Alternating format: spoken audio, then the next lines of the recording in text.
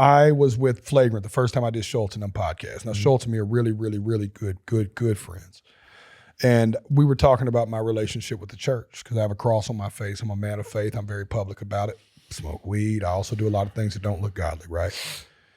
And I just told him how I felt about the church on that podcast. I won't reshare those feelings here. They're online. You can go look them up. And I just said, but I love God, and this is how I feel about the church. And man, did every pastor, it felt like in America the next Sunday, raked me across the coals. But I had 3 of the biggest pastors in the world reach out to me and go, that was the bravest act of Christianity we've ever seen, was you going to do that. And you know what I realized in that moment, man?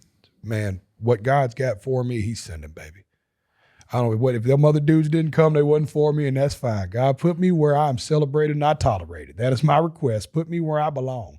You know what I'm saying? Man, if I don't give you no more freedom, because it hurt my feelings, Mike. That first Sunday, I was like, man, I thought Jesus would be proud of the way I carried that conversation. And these dudes are just like, this Jelly Roll is the devil. They were like Southern Baptists, like, if you listen to Jelly Roll, you're going to hell. You know, and I'm just like, golly. You know, I was like, Jesus Christ. And he's going to listen to I Believe I Can Fly on the way out of here.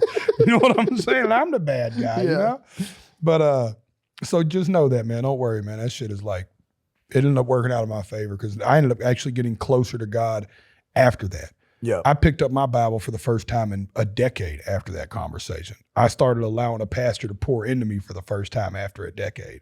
Like it was a breakthrough for me.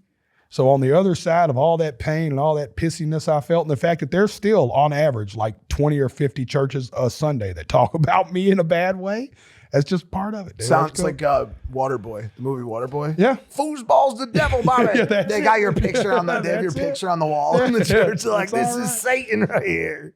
But the other guys were like most mega church, I mean, most big pastors and a lot of authors hit me up and was like, man, that was accurate. You didn't tell a lie. The church just don't know how to deal with the truth.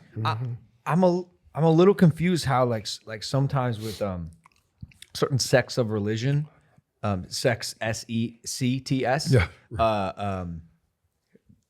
can't agree on their own like teachings. Like something that confused me. We had Cliff and Stuart Connectley on the podcast, and I asked them about evolution, right? And they were like, yes, scientific evolution, yeah.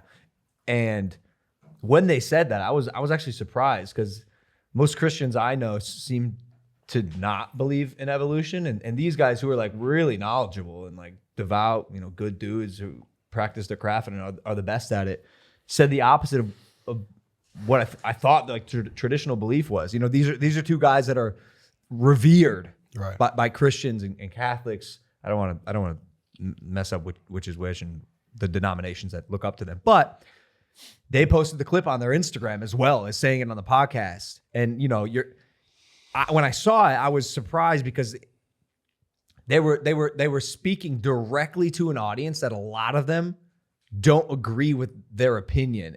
And sure enough, in the comments, people reaming them for saying that evolution is a thing. And similar to this like black and white conversation where like nuance is important and that gray area is you got to be comfortable like navigating there and acknowledging that it exists.